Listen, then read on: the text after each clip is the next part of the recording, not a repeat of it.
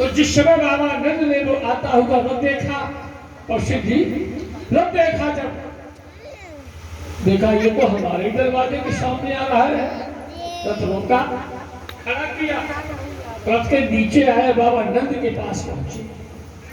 नंद ने गले बराबर इनका सम्मान किया। सम्मान करने के बाद कहा किम कारण, आपके आने का क्या कारण है? जब कंस ने मना किया था कि धनुष का सम्मेलन ये बता देना, लेकिन ये जो प्राइवेट व्यवस्था है ये मत बताना। प्राइवेट व्यवस्था क्या थी? धनुष का बहाना था और श्याम बलराम दोनों भाइयों को जान से मारा। ये प्राइवेट सिस्टम था, कंस ने मना कर दिया था, है ना? ये मत कहना। लेकिन इनका नाम था अक्रूर, जो हृदय से दूर नहीं है वही तो अक्रूर है। अक्रूर ने दिमाग लगाया कि अगर हम छिपाना चाहेंगे फिर भी नहीं छिपा पाएंगे, भगवान से क्या छिपा। इन्होंने बाबा नंद को बताया धनुष है, लेकिन उसके बहाने से, धनुष के बहाने से श्याम और बलराम को जान से मारने का भी इंतजाम है। कन्हैया ने ये दोनों की बातचीत सुनी कि मेरे मामा जी मथुरा वाले दर्शन कराने जा रहे हैं, देख रही हो। इधर दोनों में बातचीत होती रही। क्यों बाबा नंद ने आदि आदि, और कन्हैया ने धनुष का नाम सुना तो मन में निर्णय ले लिया कि हमको जाना तो बेटा जाना तो पड़ेगा, तो लाओ राधा से मिलने। अब ये राधा से चुपचाप प्राइवेट मिलने, राधे राधे, अरे राशेश्वरी, हाँ भगवान क्या है? बोले एक संदेश लाया, संदेश लाया। बोले क्या? बोले हम आज जाएंगे, हेलो, आज जाएंगे, कल दर्शक देखेंगे और परसों वापस आ जाएंगे। भगवान ने कब आने का वादा किया? क्यों भाई? बोलो, बोल शंकर भगवान की। भगवान ने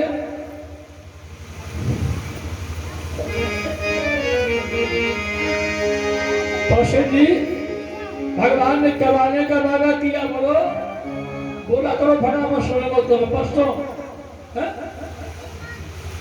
जल्दी में कभी किसी को वादा नहीं करना चाहिए, प्रॉमिस नहीं बोलना चाहिए। आज ऐसी गंदी व्यवस्था है कि हर जगह जो प्रॉमिस करो, प्रॉमिस, ऐसा ये बदनाम शब्द है। जल्दी में कभी प्रॉमिस नहीं करना चाहिए, वादा नहीं करना चाहिए। एक वो नहीं गीत आया था जिन्हें क्या वो वादा ना करना टूट जाता है, कि अटक जाता है, ऐसा कोई गीत है ना? जल्दी में, हाँ, जल्दबाजी में, होश में, जल्दबाजी में समझ के बात करना चाहिए।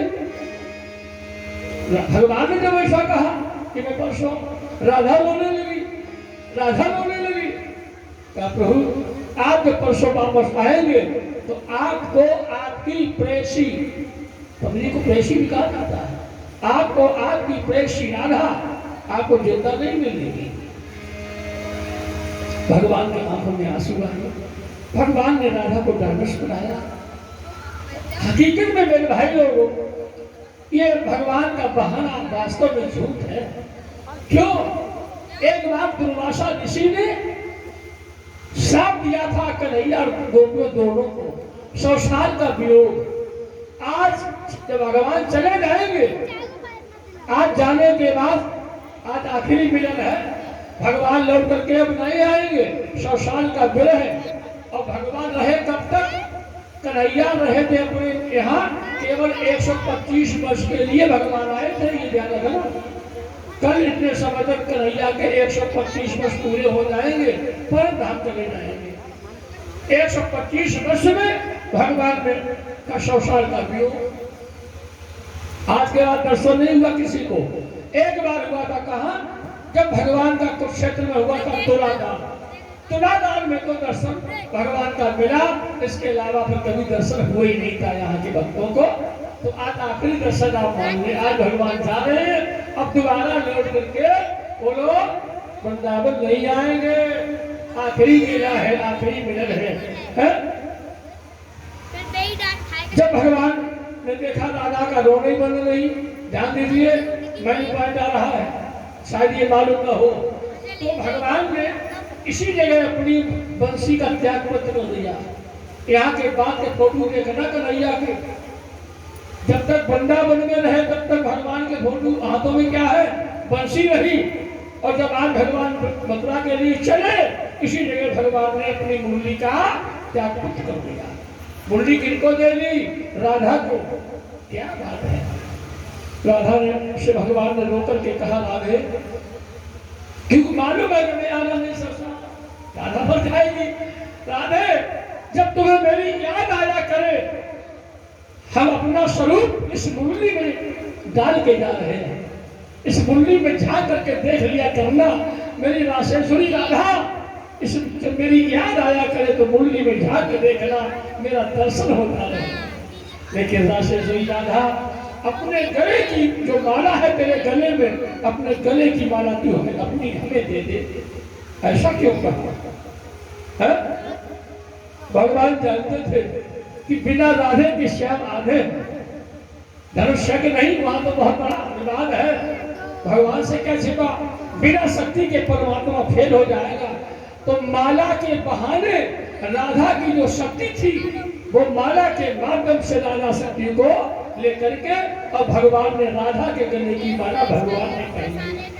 ये इतनी व्यवस्था करके और आए बाबा नंद के पास। बाबा चलो हम धनुष्य को देखेंगे।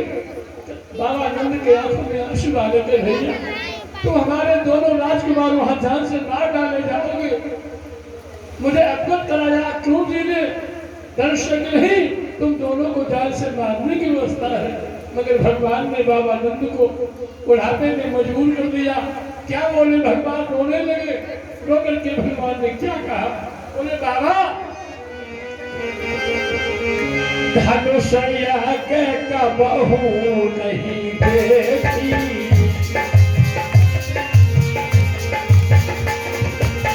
धनुषया के कबहू नहीं देखी, धनुषया के कबहू नहीं देखी। बाबा जो तुम कहाओ तो कहा बहुते, जो तुम कहाओ तो कहा बहुते। जिस समय ऐसा कहा बाबा मजबूर हो गए। बोले चलो, तैयारी हुई, रथ में बैठे। अक्रूर ने यमुना स्नान कराया।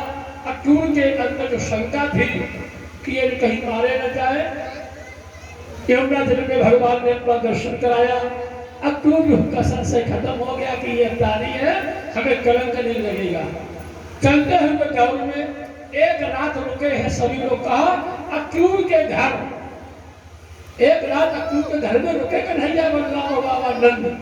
यही से जब प्रातःकालीन वेला हुई तो बाबा नंद रुक गए अक्रूर के घर, और श्याम और बलराम को यहाँ से बाबा ने भेज दिया। जाओ कन्हैया जाओ, मेरे लाल ने श्याम संभल के जाना बेटा, संभल के रहना, वहां की व्यवस्था तुम्हारे लिए अच्छी नहीं होगी। कन्हैया ने इशारा किया, ठीक है बाबा, आपका ये आशीर्वाद बना रहा। बाबा यदि आपका आशीर्वाद बना रहा तो ये तुम्हारे दोनों बेटा विजय पत्र लेकर के आएंगे। केवल बुजुर्गों का आशीर्वाद मिलता रहे, हम बच्चों को विजय तो होती ही रहेगी। ऐसी भावना को लेकर के यहाँ से श्याम बलराम देश से आगे निकले तो कन्हैया की परम भेंट हो गई। किससे? सबसे पहली भेंट कन्हैया की किससे हुई? क्या सुंदर श्लोक लिखा भागवत में व्यासी ने, जरा समझ के सुने कथा सुनने वाले। रजगम कश्चित दायंतम और अंगकारम गदा गजा। रजत माने होता है धोबी। ये कौन धोबी था? ये वही धोबी है। हाँ, क्या बातों में सारा समझ गया।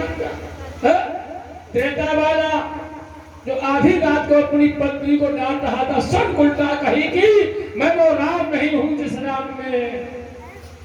तो भगवान ने सोचा, अरे मूर्ख, त्रेता में हम मर्यादा पुरुषोत्तम राम थे। उस समय हमारे रघुवंश में ठाकुरों की एक पहचान थी। पहचान जानते हो कौशल जी? आप अपनी पहचान जानते हो? क्या पहचान है क्षत्रियों की? दशरथ के जमाने में क्या था रोल कि रघुकुल रीत सदा चली आई, प्राण जाए पर बचन न जाए। राम सिया राम जय जय राम, राम सिया राम जय जय राम। क्या था उस समय? क्या था बोलो भाई लोगों? रघुकुल रीत सदा चली जाए और प्राण जाए पर बचन। लेकिन आज 2022 में अब क्या है? आज जानते हो भैया जो पहले क्या था? प्राण जाए पर वचन न जाई। लेकिन 2022 में क्या इंतजाम है जानते हो? रघुकुल रीत सदा चली आई और वचन जाए पर प्राण न जाए।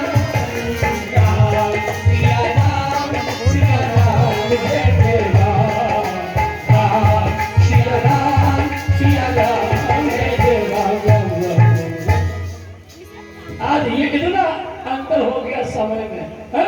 पहले प्राण जाए पर वचन न जाई और आज वचन जाए पर प्राण न जाए।